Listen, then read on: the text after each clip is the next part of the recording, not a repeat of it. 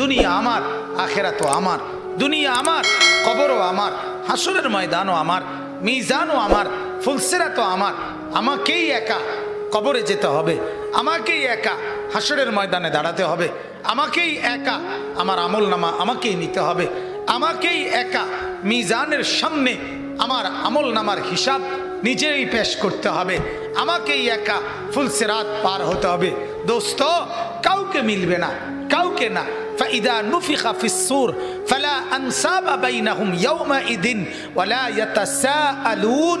আল্লাহ তাআলা বলে, ইসরাফিল যখন দ্বিতীয়বারে সিংহায় ফু দিবে, কিয়ামতের মাঠ কায়েম হবে, হাসরের ময়দান কায়েম হবে। ফালা আনসাবা বাইনাহুম ইয়াউমাইদিন, সেদিন আল্লাহ বলে কেউ কারো বংশের, কেউ কারো আত্মীয়তার, কেউ কারো রক্তের কোনো পরিচয় দিবে না। মা বলবে না এটা আমার ছেলে, ছেলে বলবে না এটা আমার মা, স্বামী বলবে না এটা আমার স্ত্রী, স্ত্রী বলবে না এটা আমার স্বামী, ভাই বলবে না এটা আমার বোন, বোন বলবে না এটা আমার ভাই, কেউ বলবে না। ওয়ালা ইয়াতাসাআলুন, কেউ কাউরে কিছু জিজ্ঞাসাও করবে না। আপনি কে, আমি কে, আপনার বাড়ি কোথায়, আপনি আসলেন কোত্থেকে, খোদার কসম কেউ কিছু বলবে না। প্রত্যেকেই নিজেকে নিয়েই ফিকির করবে। লিকুল্লি ইমরিইম মিনহুম ইয়াওমাইদিন শাআনুন ইউগনি, প্রত্যেকেই নিজেকে নিয়ে ফিকির করবে। কাকে নিয়ে বলেন, কাকে নিয়ে ভাইয়া বলে না, জওয়ান ছেলেরা বলো ভাই, নিজেকে নিয়ে, নিজেকে। সেদিন বন্ধু মিলবে না, সেদিন বন্ধু মিলবে না, মিলবে না। আল্লাহ তাআলা কোরআনুল কারীমের মধ্যে বলছে সব ভাই বন্ধু সেদিন শত্রু হয়ে যাবে।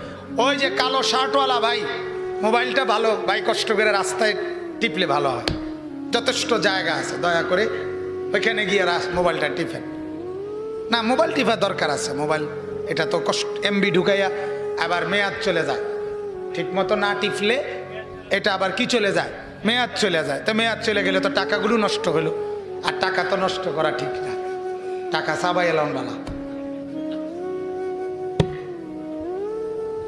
আস্তাগফিরুল্লাহ, আল্লাহ আমাদেরকে মাফ করে দেন।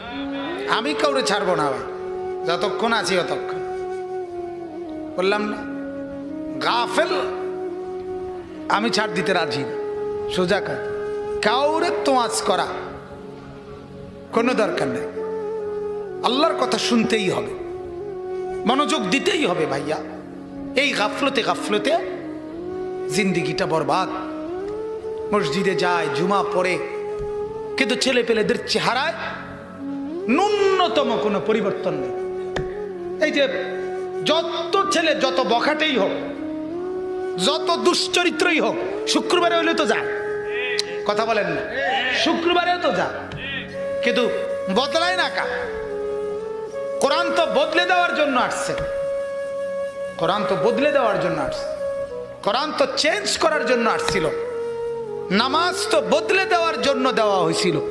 ইন্নাস সালাতা তানহা আনিল ফাহশাই ওয়াল মুনকার, নামাজ তো বদলে দেওয়ার কথা, কিন্তু শুধুই যথাযথ আগ্রহ, যথাযথ মনোযোগ, অথবা অশুদ্ধ কোরআন, অশুদ্ধ নামাজ, এর কারণে কোনো ফায়দা হয় না। আসিল তো 3 ঘন্টা পরীক্ষার হলে, দেখলাম কিতা লেখছেও, কিন্তু রেজাল্ট আইছে ফেল। হয় না এমন? এই কারণ গাফেলের কোনো পরিবর্তন হয়। আমি এটা সবসময় বলি, সবসময়, প্রতিদিন।